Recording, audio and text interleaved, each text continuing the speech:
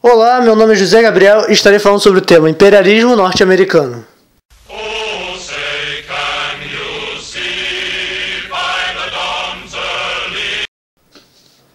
Antes de aprendermos essa matéria, o imperialismo norte-americano, é importante sabermos o que é o imperialismo. Imperialismo é um tipo de política utilizada por grandes nações com o objetivo de expandir os seus domínios em outras áreas do globo através de diferentes estratégias.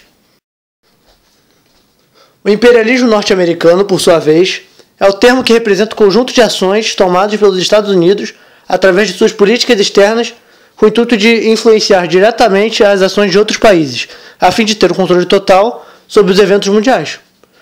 Dessa forma, a nação tem mais meios de se beneficiar econômica e politicamente. O país estava tentando estabelecer uma política externa isolacionista desde a sua independência em 1716. Não estavam querendo interferir nos assuntos europeus. Porém, após a queda de Napoleão, em 1815, o país passou a ter preocupações em relação à onda conservadora que estava ocorrendo na Europa. Os americanos estavam acreditando na possibilidade dessa onda conservadora chegar ao Novo Mundo, graças aos movimentos de emancipação colonial. Então surgiu um momento muito importante para o imperialismo norte-americano.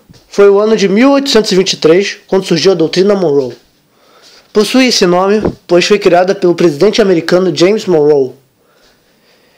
Essa pregava a ideia de que os outros países americanos deveriam ser independentes das grandes nações europeias. Com isso, os Estados Unidos visavam se tornar o verdadeiro responsável por gerenciar as questões econômicas e políticas dos outros territórios americanos, reservando para si os mercados latino-americanos, é claro. Por isso definem essa política com a seguinte frase: América para os americanos, pois o país queria que as nações não americanas não houvessem a permissão de interferir nas questões dos outros países da América.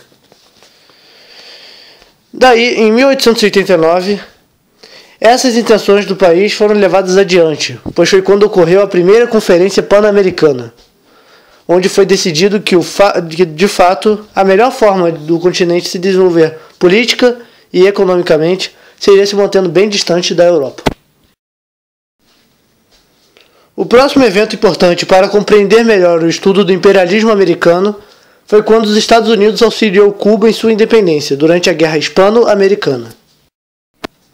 Aprofundando um pouco na Guerra Hispano-Americana, foi um conflito entre a Espanha e os Estados Unidos que ocorreu por causa do domínio da nação Cuba por parte dos espanhóis. A ilha era dotada da maior produção de açúcar do mundo e por isso atraiu a atenção dessas nações. Os americanos já até tinham tentado comprar o território dos espanhóis, mas não conseguiram.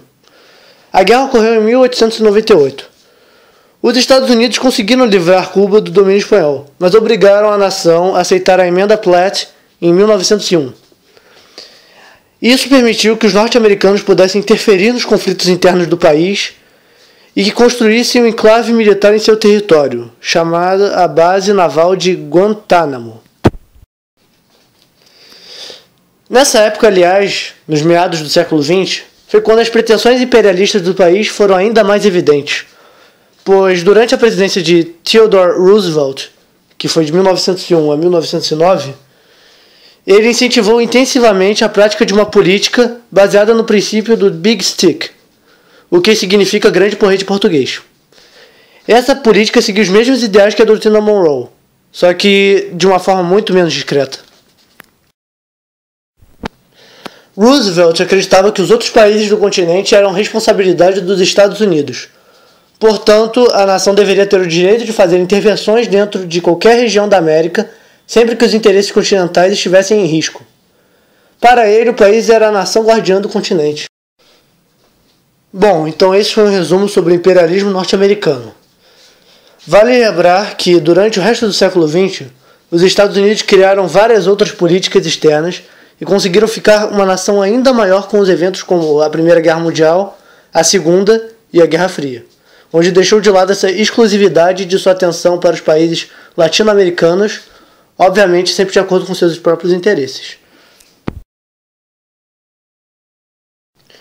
Então, para concluir, vamos lembrar os pontos mais importantes para o estudo do imperialismo norte-americano. Para começar, temos que saber o que é o imperialismo, evidentemente. Também temos que saber sobre a política externa de isolacionismo que foi adotada pelos Estados Unidos desde sua independência em 1776.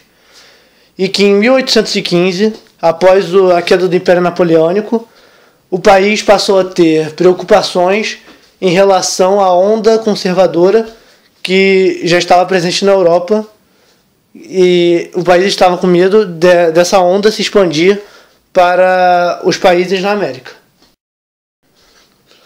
Fato importantíssimo para essa matéria é a doutrina Monroe, a política que foi criada por James Monroe e que pregava a ideia América para os americanos.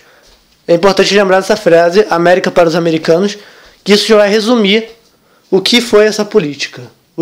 Que era os países que não fossem americanos não se meter nos assuntos dos países americanos.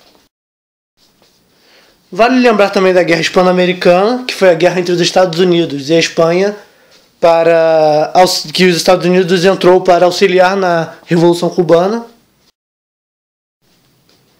A partir disso é importante lembrar da Emenda Platt, em 1901, que permitiu que os Estados Unidos interferissem nos assuntos cubanos sempre que quisesse, e a construção da base naval Guantánamo.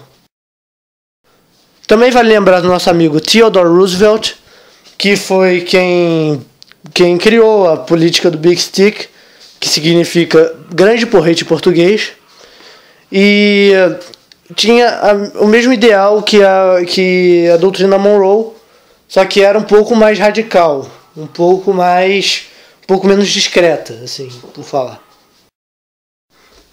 Assim, podemos lembrar dos pensamentos que o presidente Roosevelt tinha em relação aos Estados Unidos e os países latino-americanos, que ele acreditava que os Estados Unidos era uma nação guardiã dos outros países da América, provavelmente porque ela era bélica e economicamente mais poderosa que os outros países, mas na verdade o país não tinha esse interesse de realmente proteger, porque achava que era certo. Eles tinham interesse em tomar conta dos mercados latino-americanos, eles queriam se beneficiar daquilo, para falar a verdade. Bom, então é basicamente isso. Espero que o vídeo tenha sido bem informativo. Até a próxima.